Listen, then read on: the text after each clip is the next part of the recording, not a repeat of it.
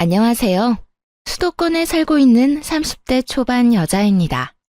현재 간호사로 일하고 있어서 교대 근무하며 야간 근무도 자주 하거든요. 그래서 잠을 깨기 위해 이곳의 사연을 자주 듣고 있답니다. 예전엔 라디오를 들었는데 여기 사연이 더 재밌어서 거의 습관이 되었네요. 저도 아주 파란만장한 결혼과 이혼 스토리를 가지고 있거든요. 아직 젊은 나이에 이런 일을 겪다니 한때는 화도 났어요. 그래도 빨리 끊어냈다는 데에 위안을 얻고 살고 있답니다. 여러분께도 이 경험을 공유하고 싶어서 이렇게 사연을 보내봅니다. 저의 이야기 한번 들어주시겠어요? 간호학과 졸업하고 대학 근처의 정형외과에서 일을 시작하게 되었어요. 건물 4층을 통으로 써서 그 근방에서는 가장 큰 병원이었답니다. 그래서 직원 수도 참 많았어요. 들어가서 거의 2년은 정신없이 일만 했던 것 같아요. 일에 적응하는 게 너무 힘들어서 연애는 생각하지도 못하고 살았고요. 남편은 같은 병원에서 일하는 방사선사였는데요. 거의 부딪힐 일이 없어서 이름도 몰랐고 마주치면 인사만 하는 정도였어요. 그러다 병원장이 야심차게 전 직원 회식을 한번 한 적이 있었는데요. 그때 우연히 남편이 제 옆에 앉게 되었죠. 이렇게 아름다운 분이 우리 병원에 계셨다니 몰랐네요. 제가 아까 옆에서 보고 깜짝 놀랐잖아요. 농담도 잘하시네요. 아무튼 좋게 봐주셔서 감사해요. 오늘은 회식한다고 화장을 좀 해서 그런가요? 쌩얼도 엄청 예쁘실 것 같은데요. 아무튼 이렇게 얘기하게 돼서 영광입니다. 우리 앞으로 친하게 지내요. 그 이후부터 남편은 병원에서 만나면 농담도 걸고 종종 커피나 간식거리를 갖다 주면서 수다도 떨고 가곤 했어요. 그러다 같이 밖에 나가서 점심도 먹고 꽁냥꽁냥 썸 타는 분위기가 이어졌죠. 딱 해주는 거 보면 다 눈치채잖아요. 나한테 관심이 있구나. 그런 게 아주 팍팍 느껴지더라고요. 사실 남편의 외모는 제 이상형과는 딴판이었어요. 그래서 처음에는 남편이 대시를 해도 별로 마음에 들진 않았었는데요. 다정하고 유머러스한 모습에 마음을 점점 열게 되더라고요. 직업이 비슷하다 보니까 의지가 많이 됐어요. 환자들 때문에 속상한 일이 있으면 위로도 이해도 잘해줬죠. 또 간호사가 아무래도 여초 직업이다 보니 직장 동료 때문에도 힘들거든요. 나 오늘 막내 간호사 때문에 진짜 너무 힘들었잖아. 무서워서 뭘 물어보지도 못하겠어. 걔 왜 그래? 우리 자기 힘들게. 다음에 또 그러면 나한테 말해. 내가 바로 찾아가서 혼내줄게. 말뿐이라도 병원 안에 내 편이 있다는 게 힘이 되더라고요. 병원 직원들도 우리 관계를 다 알게 돼서 의도치 않게 공개 연애를 2년을 했네요. 모두들 우리가 결혼할 거라고 생각하는 것 같더라고요. 그러다 보니 자연스럽게 결혼 이야기까지 나오고 서로 어떤 결혼 생활을 원하는지 자주 이야기를 나눴어요. 주변에 내 친구들 보니까 반반 결혼을 많이 하더라고. 내가 보기에도 그렇게 하는 게 합리적이고 좋은 것 같아. 우리 지금까지 서로 모은 게 얼마인지 부모님 재산 그런 거 신경 쓰지 말자. 그냥 생활비 딱 반반씩 내고 부모님 용돈은 각자 해드리는 거 어때? 그럼 집안일도 반반, 혼수며 집이며 다 반반인 거 알지? 물론이지. 집 대출 이자도 반반씩 딱 내고 가전제품 같은 것도 다 반반씩 나눠서 사자. 난 이거 예전부터 말해놔서 우리 부모님은 당연히 그러려니 하실 거야. 어때? 자기 진짜 합리적인 남자 만난 거야.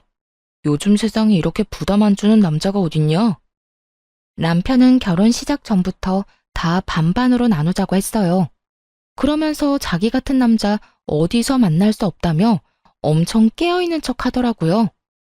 사실 그렇게까지 하는 건 별로 생각해 본 적이 없었는데 다른 친구들한테 물어보니 여자 쪽이 손해볼 건 없다고 하더라고요. 그래서 남편이 원하는 대로 하기로 했어요. 집을 구할 때도 각자 예산은 묻지도 따지지도 않고 딱 5천만 원씩 냈고요.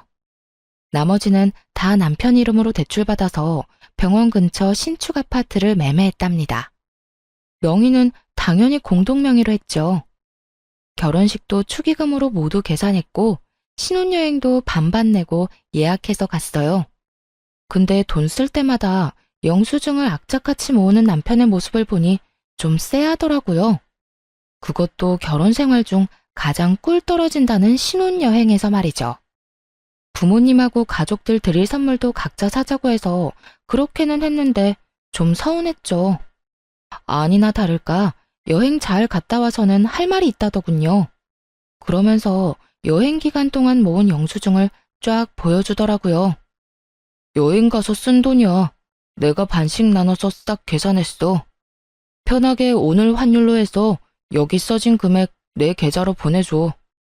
근데 자기야, 내가 예쁘다고 해서 산 목걸이랑 선글라스도 반반씩이야?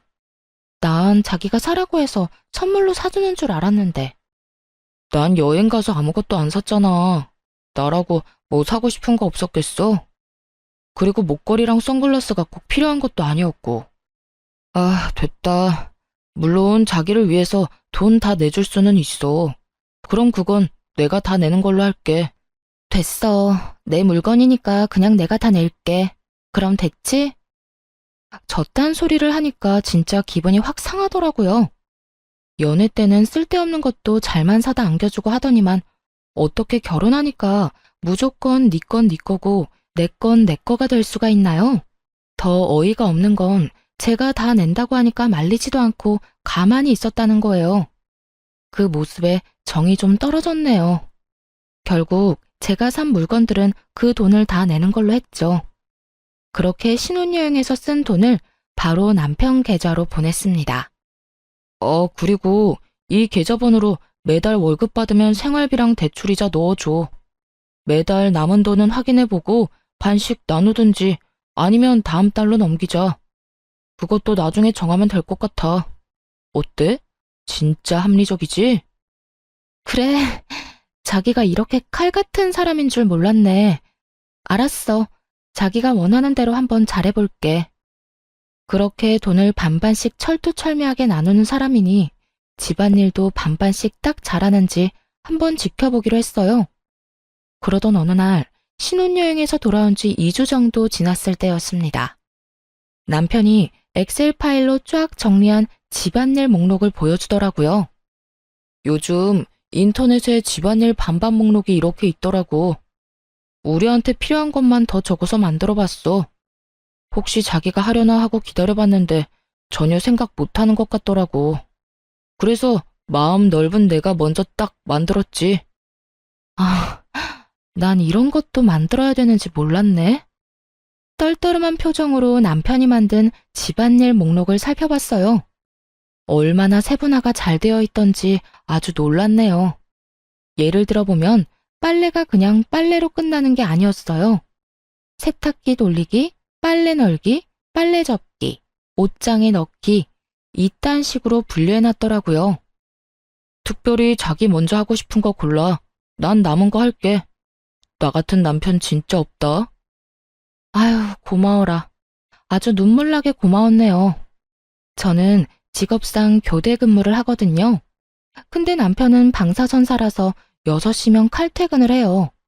그래서 저보다 시간 여유도 훨씬 많은 편이고요. 그걸 뻔히 알고 있으면서도 야간 근무 때 집안일을 못하면 아주 난리를 피웠어요. 자기, 어제 설거지 안 했더라? 오늘 내가 하는 날이긴 한데 어제 자기가 안 했으니까 오늘 해. 자기야, 나 어제 집에 11시에 들어왔어. 근데 설거지를 그렇게 산더미처럼 쌓아놓고 나한테 안 했다고 그러면 어떡해? 그리고 자기가 먹은 그릇은 당연히 자기가 하는 게 맞지. 어제는 내가 요리하는 날이었고 자기가 설거지하는 거였잖아. 그래서 내가 자기 먹을 것도 만들어놨잖아.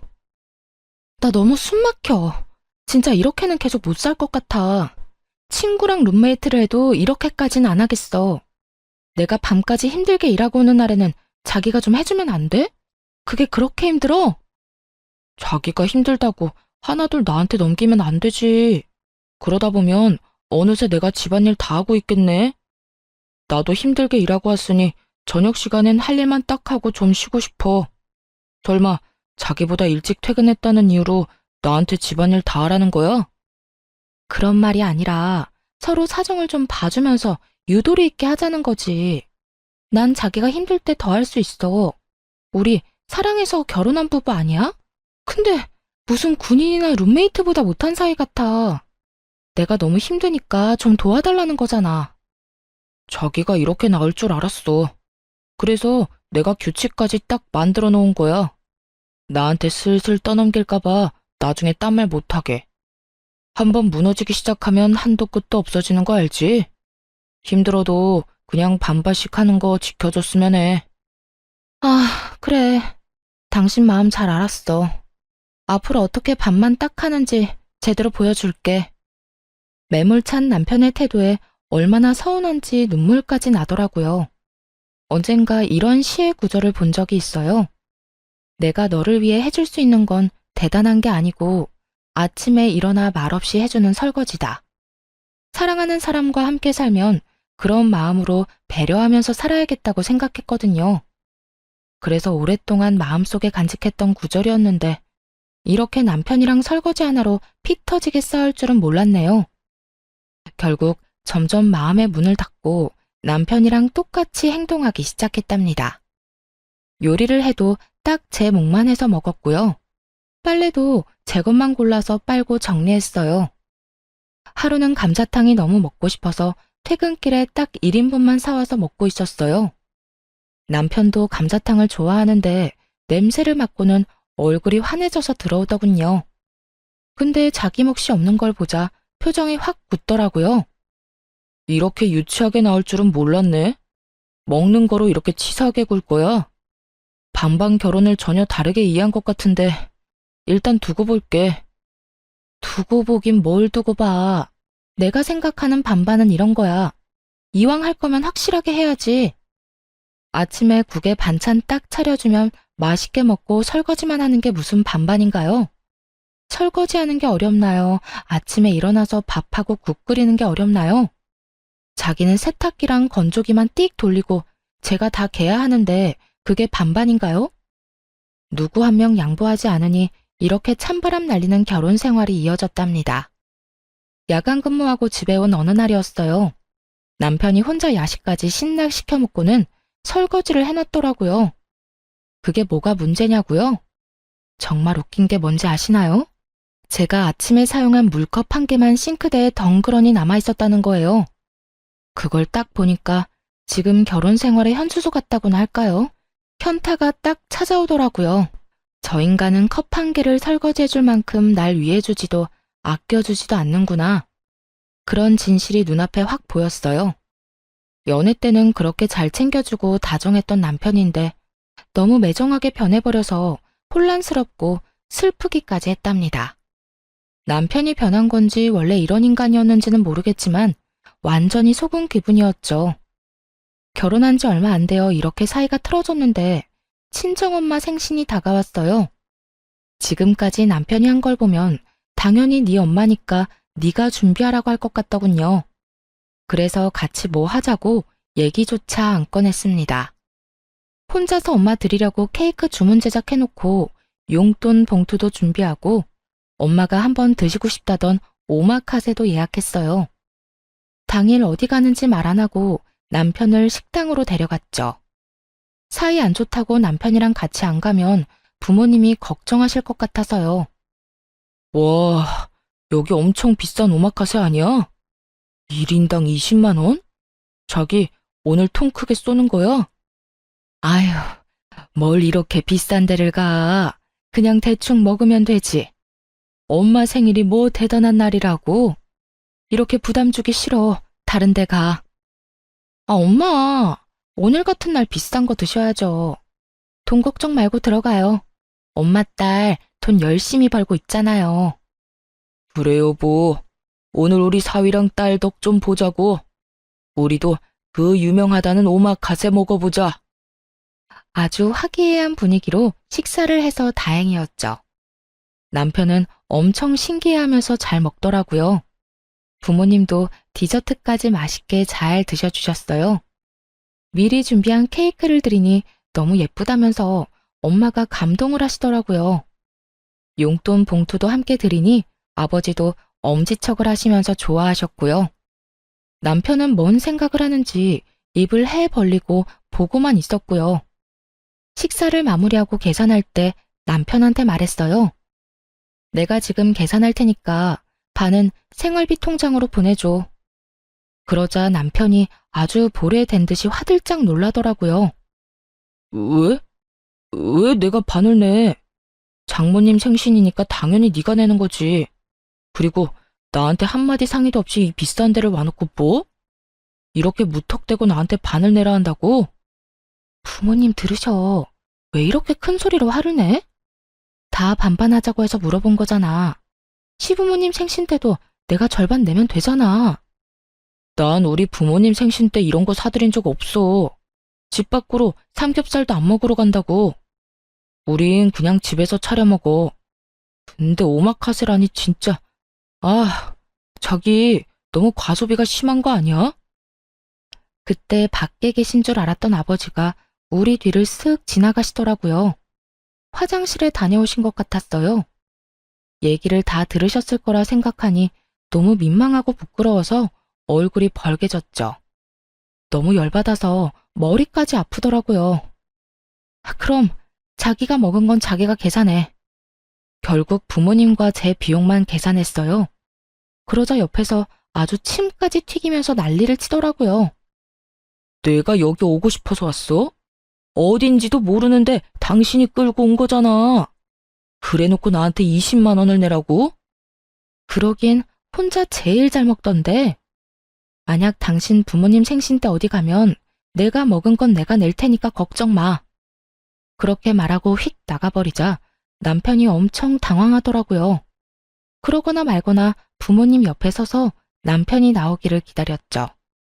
부모님이 냉랭한 분위기를 느끼셨는지 계속 제 눈치를 보시는데 더 짜증이 났어요. 결국 남편이 자기 몫을 계산하고 거칠게 문을 팍 열고 나오더라고요. 차마 부모님 앞에서 화는 못 내니까 아주 그냥 썩은 얼굴을 하고 있었어요. 당연히 저 역시 기분이 좋을 리가 없죠. 도저히 웃는 얼굴로 있을 수가 없더라고요. 결국 약속이 있다며 서둘러 부모님을 집에 데려다 드렸어요. 집에 오는 내내 얼마나 구시렁대던지 진짜 남편 입을 틀어막고 싶었죠. 내가 먹고 싶어서 먹었어? 당연히 앞에 나온 음식을 남기면 안 되니까 먹은 거지. 근데 나한테 다짜고짜 20만 원을 내라니 진짜 이건 아니지 않아? 우리 부모님 앞에서 태도가 그게 뭐야? 우리 눈치 보시느라 생신날 마음 불편하게 만들고 나 진짜 속상해. 내가 다 내달라고 한 것도 아니잖아. 이런 날 기분 좋게 반 내줄 순 없는 거야? 다른 사람들한테 좀 물어봐. 억지로 그런 비싼 데 끌고 가서 돈 내게 한 게 잘한 건지 아닌지. 그리고 각자 부모님만 알아서 챙기기로 해놓고 왜 자꾸 규칙을 어겨? 자기 이럴 때마다 나 진짜 짜증난다고. 나야말로 이런 결혼 생활 답답하고 넌더리가 나. 이런 게 반반 결혼인 줄 알았으면 당신이랑 절대 결혼 안 했어. 완전히 속은 기분이라고. 나도 마찬가지야. 이렇게 낭비 심하게 하는 여잔 줄 알았으면 나도 너랑 결혼 안 했다고. 그걸 시작으로 며칠을 아주 박 터지게 싸웠어요. 결혼한 지 6개월도 안 됐는데 집에 들어가기가 싫더라고요. 퇴근했는데도 밖에서 한참 서성이다가 들어간 적도 많아요. 다들 이렇게 사는 건지 아님 내 결혼만 망한 건지 이런 고민 어디에 말하기도 부끄러워서 혼자 벙어리 냉가슴 앓듯 끙끙댔답니다. 엎친 데 덮친 격으로 병원에서도 힘든 일이 이어져서 더 지쳐갔어요. 가장 고참 간호사랑 말다툼을 했는데 그 후로 그 간호사가 못살게 굴었거든요.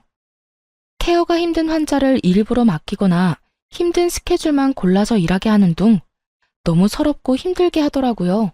한참 선배라서 감히 대들지도 못했죠. 여러분도 뉴스에서 가끔 들어보신 적 있을 거예요. 몇몇 간호사들 사이에 태움 문화라고 감정적으로 진짜 힘들게 하거든요. 신입 간호사 시절에는 이것 때문에 한 달 중 20일은 화장실에서 울었어요. 경력이 쌓이면서 좀 나아졌나 했더니 이 나이에 다시 괴롭힘 당할 줄은 몰랐네요. 요즘 병원에서 너무 힘들어. 나 지금 수간호사랑 사이 안 좋은 거 자기도 알지? 다른 애들까지 다 선동해서 나랑 말도 못하게 하더라. 나 이번 달에 주말마다 출근하는 거 알지? 너무 힘들어서 진짜 우울증 걸릴 것 같아. 당신만 힘든 거 아니야. 나도 말을 안 해서 그렇지. 병원에서 엄청 힘들어. 그 정도도 못 견디면 되겠어? 수간호사랑 얼른 풀어. 계속 이래봤자 당신만 손해야. 풀긴 뭘 풀어. 이미 미안하다고 말도 해보고 선물도 줘보고 나도 할 만큼 했어. 근데도 나만 계속 못 살게 군다고. 무릎 꿇고 싹싹 빌기라도 하라는 거야? 아니, 솔직히 수간호사 사람 좋아 보이던데 당신이 어떻게 했으면 그렇게까지 해? 당신 문제라고는 생각 안 해봤어? 이참에 한번 당신 태도를 반성해봐. 나한테 하는 것만 봐도 암튼 보통은 아니지. 같은 데서 일하니까 분위기가 어떤지 뻔히 알면서 모르는 척 저딴 소리나 해대는 남편이 밉기만 했어요. 그리고 설사 제가 잘못한 부분이 있다고 쳐요. 그래도 남편이면 편들어주면서 위로를 해주는 게 맞지 않나요? 그게 부부고 가족 아닌가요? 지금 아내가 일방적으로 왕따를 당하고 있는 건데 남편이 말로라도 좀 위로를 해줬으면 덜 서러웠을 것 같아요. 그렇게 부당한 대우를 받으며 거의 6개월을 버텼답니다. 그 사이에 밥도 잘 안 넘어갈 정도로 심적으로 너무 힘들어서 살이 엄청 빠졌어요. 남편은 제가 마르든지 말든지 여전히 자기 먹을 것만 사와서 혼자 처먹더군요. 결국 견디다 못해 그 병원을 관두고 다른 곳으로 이직을 하기로 결심했어요. 그 계획을 남편한테 말했더니 아주 난리를 치더군요. 당신이 애야? 그런 일로 병원을 관두게? 관두면 또 언제 다른 병원 찾을 건데. 빨리 이직을 해도 한두 달은 걸릴 거 아니야. 이참에 6개월 정도 쉬면서 천천히 좋은 데로 찾아볼게. 나 몸도 마음도 너무 힘들어서 좀 쉬고 싶어. 그리고 당신도 맨날 입만 열면 이렇게 바쁜데 언제 아기 갖냐고 그랬잖아. 여기서 지금 아기 얘기가 왜 나와? 아기는 여유가 돼야 키우는 거지 뭐 거저 키워? 당신이 6개월 쉬면 그동안 생활비며 이자며 다 어떡할 건데? 설마 나한테 다 내라고 하는 건 아니지? 역시나 그놈의 돈 얘기가 나올 줄 알았어요. 하지만 이미 다 생각해둔 게 있었죠. 걱정하지 마. 내가 다달이 내야 하는 생활비랑 이자는 꼭 줄 거니까. 당신이야말로 내가 집에 있는다고 집안일 더 시킬 생각이나 하지 마. 내 걱정은 말고 당신이나 확실히 해. 그것만 잘 지킨다면야 당신이 이직하는 건 반대하지 않을게. 그래도 명심해. 난 외벌이 가장 될 생각은 전혀 없어. 다음 직장 빨리 새로 구하는 게 좋을 거야. 나한테 피해줄 생각은 절대 하지 마. 남편이란 인간이 피해라도 입을까봐 전전긍긍하고 계산하는 꼬락선이라니. 진짜 오만 정이 떨어졌답니다. 힘드니까 그만두라든지 그동안 고생 많았다든지 그런 소리는 못 해줄 망정 말이에요. 지긋지긋했던 병원을 그만두니까 점점 안정이 되고 몸도 정상으로 돌아오더라고요. 이 와중에도 남편한테 책 잡히기 싫어서 돈은 아주 제 날짜에 다 보내줬거든요. 그래도 자기는 출근하고 저는 집에서 노니까 아주 배알이 꼬였나 보더라고요. 집에서 쉰 지 한 달 정도 되었을 때 남편이 슬슬 잔소리를 하기 시작하더군요. 새로운 데 알아보고 있는 거 맞아? 맨날 핸드폰이나 들여다보고 있는 것 같은데 사람이 그렇게 퍼져 살면 안 돼. 좀 일찍 일어나서 운동이라도 하든가. 나 일찍 일어나는 거 습관돼서 당신보다 일찍 일어나는데 뭔 소리야. 나름대로 생산적으로 지내고 있으니까 걱정하지 마. 그렇게 빈둥대면서 지내지 말고 생산적으로 살아. 집에 있으니까 청소 좀 하든지 화분을 정리하든지. 아니 힘들게 일하고 온 남편을 위해서 특별 요리를 준비해보겠다는 생각은 안 해? 어디 보자. 오늘이 수요일이니까 내가 빨래 건조기 돌리는 것까지 하네. 그리고 안방 화장실 청소하면 되고. 밥은 나 혼자 해먹으면 되니까. 그래, 설거지는 내가 그냥 다 할게. 됐지? 참나. 당신 혼자 먹는데 당연히 당신이 설거지를 해야지. 그리고 집에서 하루 종일 놀면서 좀 더 일할 수도 있는 거 아니야? 예전과는 상황이 달라졌잖아. 당신 왜 그렇게 점점 야박하게 굴어? 무슨 소리야. 오늘 당신이 저녁 설거지 하는 날이잖아. 내가 특별히 다 한다는데 오히려 고맙다고 해야 되는 거 아니야? 우리가 이렇게 산 게 하루 이틀도 아닌데 왜 뜬금없이 서운하대? 그리고 왜 갑자기 나한테 밥을 해달라는 거야? 자기가 그런 소리 하니까 너무 이상하다. 자기처럼 합리적인 사람이 왜 그래? 그렇게 선수를 치자 남편이 차마 더는 말을 못하고 입술만 들썩이더군요. 그러다가 휙 찌려보고는 출근하더라고요. 그 꼴을 보고 고소하다 싶었죠. 그렇게 한 달 정도 더 지났을까요? 시모의 생신이 코앞으로 다가왔습니다. 뭐 그러거나 말거나 어차피 할 건 아무것도 없으니 상관도 하지 않고 있었어요. 근데 생신까지 일주일 정도 남은 날 시모가 전화를 하더라고요.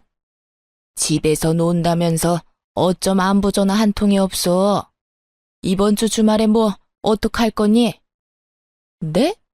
이번 주에 왜요? 어디 가시는 거예요? 어머 얘, 민망하게 이런 말까지 해야 되니? 내가 전화하기 전에 네가 알아서 준비하고 말해줘야 되는 거 아니야? 일주일 후에 내 생일인 거 창진이가 말 안 해? 며느리인 네가 집에서 생일상을 차려줄 건지 아니면 나가서 먹을 건지 알려줘야지. 아, 곧 어머니 생신인 거 당연히 알죠. 그건 창진 씨가 다 준비한다고 걱정 말라고 하더라고요. 그래서 저도 어떻게 준비가 돼가는지 모르겠네요. 서프라이즈로 어머님 놀라게 하려고 그러나 봐요. 어머, 그래? 한 번도 지 엄마 생일 챙기지도 않더니 결혼하고 나서 효자 됐나 보네. 알았다. 그럼 창진이한테 물어보마. 남편은 곧 자기 엄마 생신인 줄도 모를걸요. 시모의 전화를 받았는지 남편이 퇴근하고 오면서 씩씩 숨을 쉬며 화를 내더라고요. 당신, 우리 엄마한테 내가 생신 준비한다고 그랬어? 왜 그런 말을 해서 엄마 기대하게 만들어? 어머님이 나한테 뭘 준비했냐고 물어보시는데 그럼 뭐라고 대답을 해? 당신 어머니니까 당연히 당신이 준비하는 거잖아. 그래서 사실대로 말씀드렸는데 도대체 뭐가 문제야? 당신은 며느리가 돼서 그렇게 말하면 안 되지. 더군다나 나는 매일 일하고 당신은 지금 놀고 있잖아. 그럼 한가한 사람이 좀 준비하면 되는 거 아니야? 당신은 우리 엄마 생신 때 꽃 한 송이도 안 사드렸잖아. 그러면서 뭐라고 했어? 생신이며 효도는 각자 알아서 챙겨드리자며? 근데 왜 말도 안 되는 소리야? 며느리랑 사위가 같아? 며느리는 며느리만의 도리가 있잖아.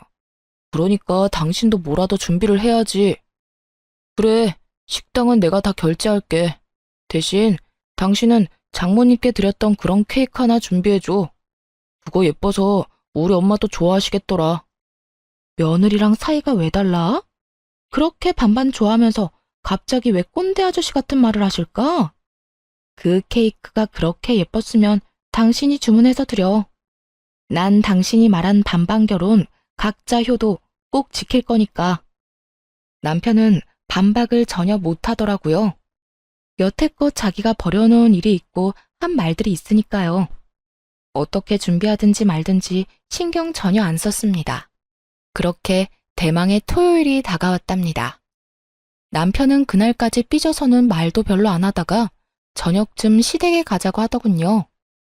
뭘 어떻게 하려나 한번 지켜보려고 군말 없이 따라갔어요. 남편이 시부모님을 데리고 간 곳은 그 동네의 돼지갈비집이었죠. 그 앞에 딱 멈추니까 시모가 실망하는 표정을 짓더군요. 아, 난 여기가 그렇게 맛있더라고. 이 동네에서 제일 맛집이잖아요. 그쵸? 결혼하고서도 여기 갈비가 그렇게 먹고 싶더라고요. 오늘 엄마 생신이니까 내가 팍팍 쏠게요.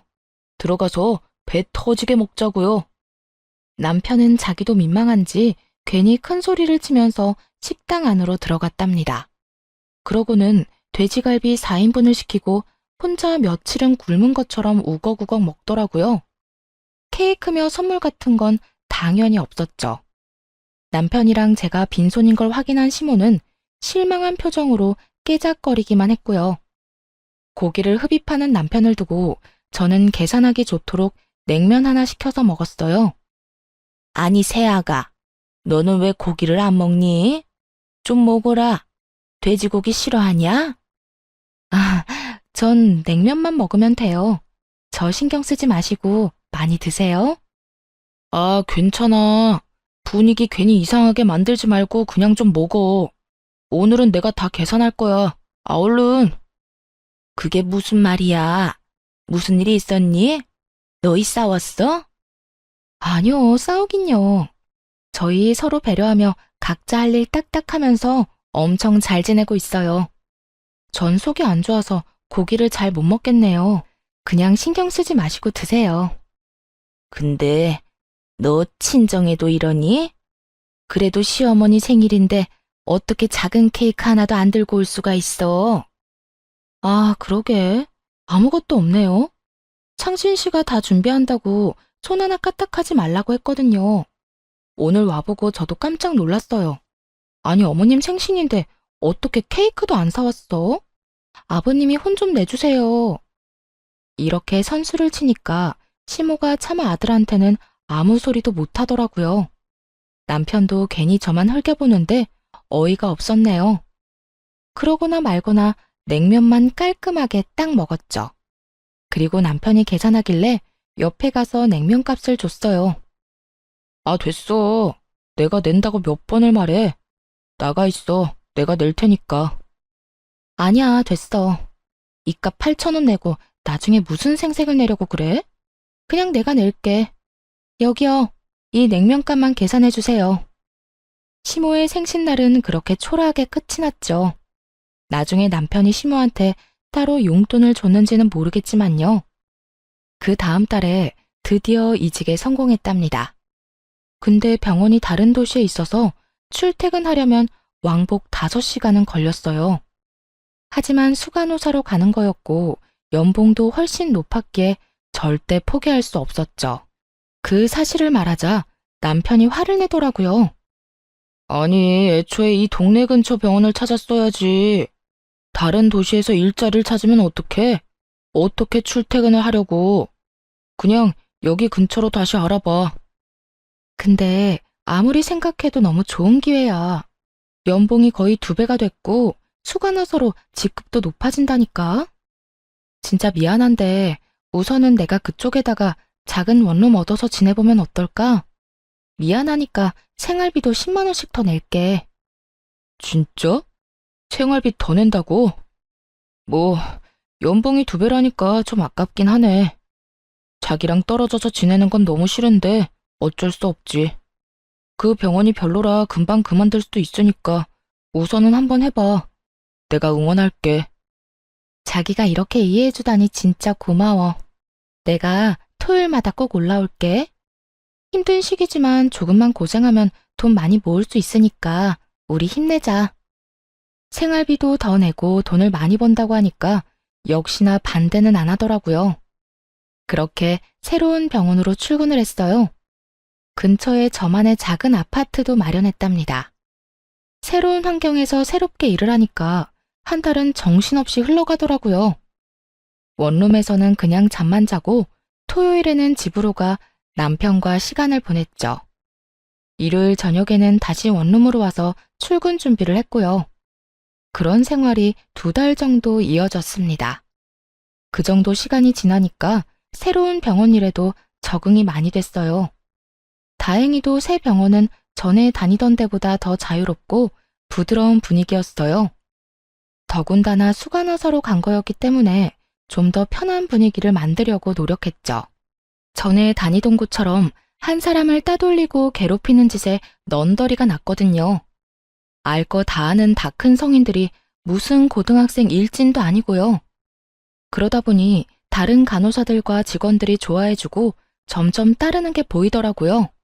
병원에서 인정받으니 일도 더욱 즐겁고 더 잘해야겠다는 욕심이 생겼답니다.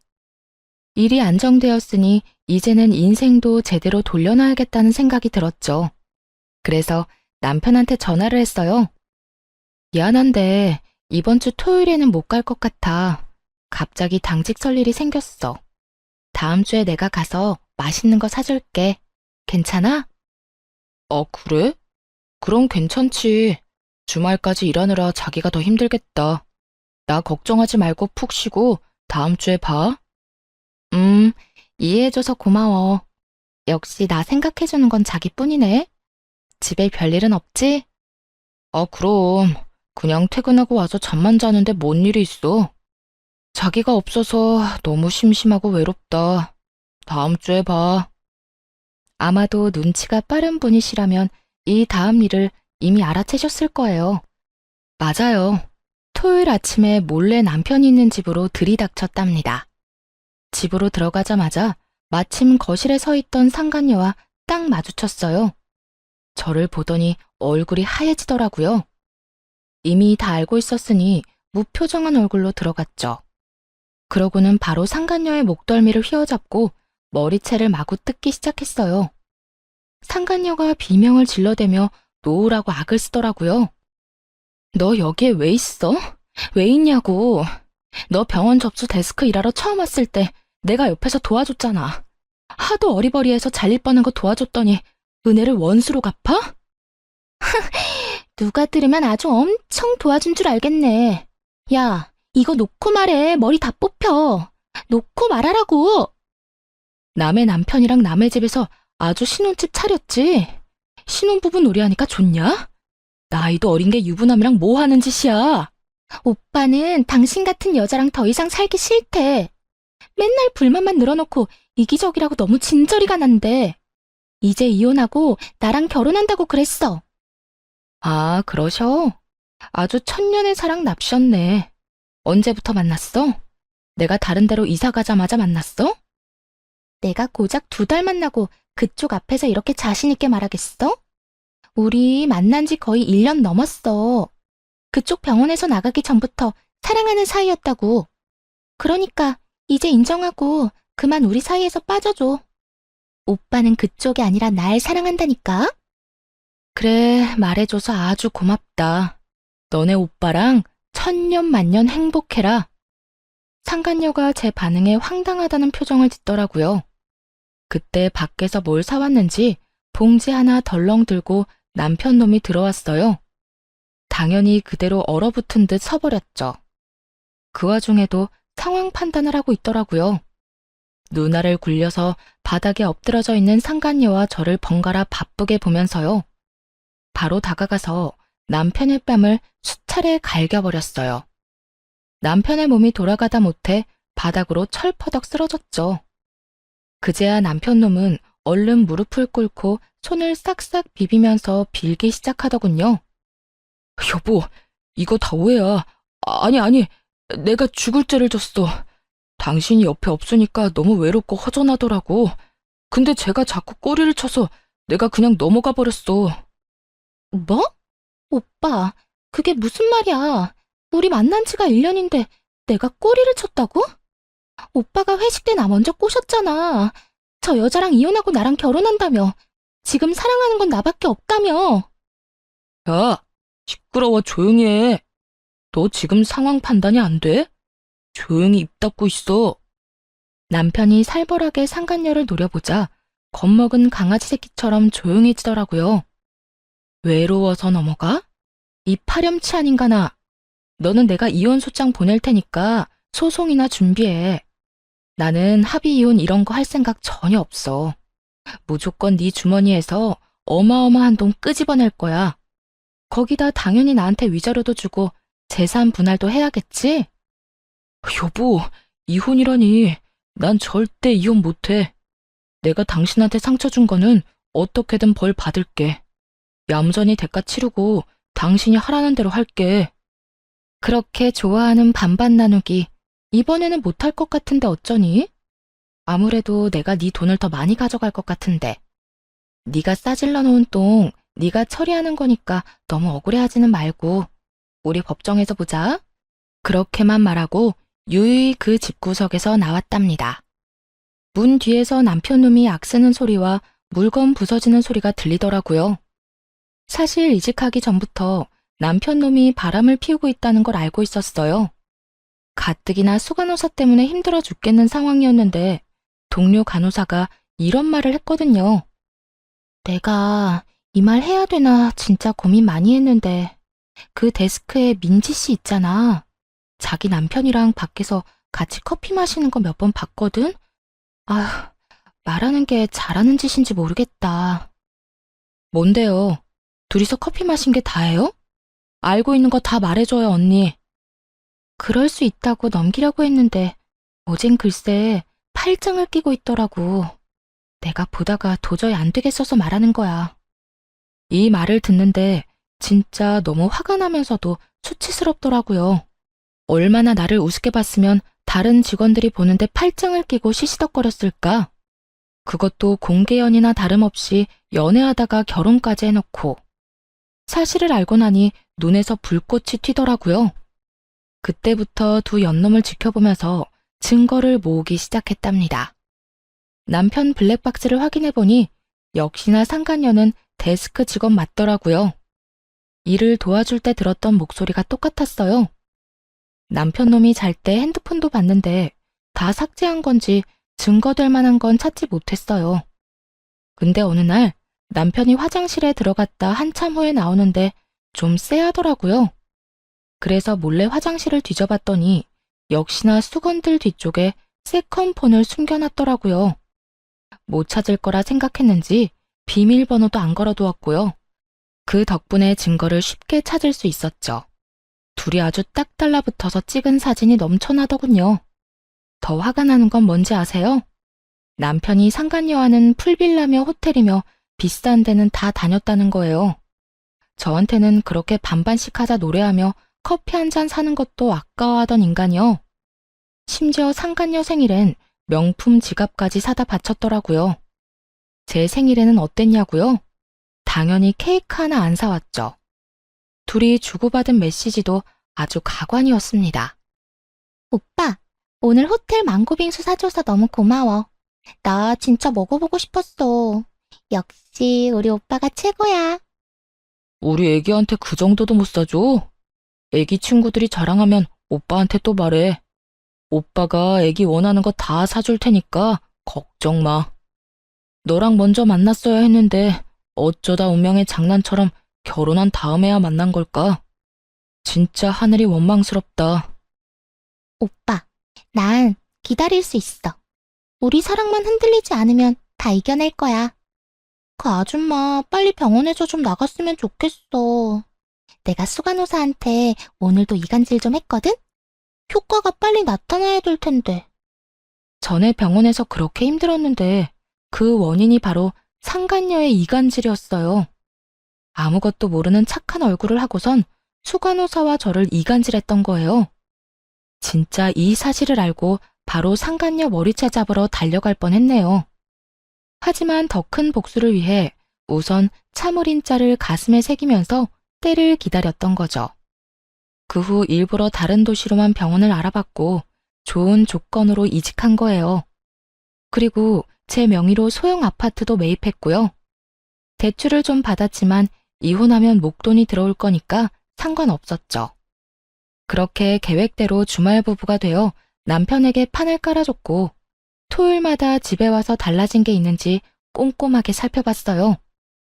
제가 평일 동안 집에 없으니 당연히 상간녀가 이 집에서 거의 살다시피 했겠죠. 근데 진짜 웃긴 게 뭔지 아시나요?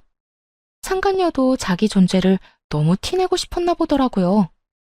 굳이 흔적으로 찾으려고 하지 않아도 여기저기 살펴보면 가관이었어요. 화장실 구석에 고무줄을 놓고 간다든지 서랍장에 옷을 흐트려 놓는다든지 정리해둔 주방도구 위치를 바꿔놓는다든지 일부러 그딴 짓을 했더라고요. 당연히 남편놈한테는 아무 말도 안 하고 다 사진으로 찍어서 증거로 남겨뒀답니다. 그리고 드디어 디데이. 집에 못 간다고 거짓말을 하고 들이닥친 거죠. 역시나 예상대로 상간녀가 딱 있었고요. 마지막 증거를 위해 녹음기를 켜고 집에 들어갔거든요.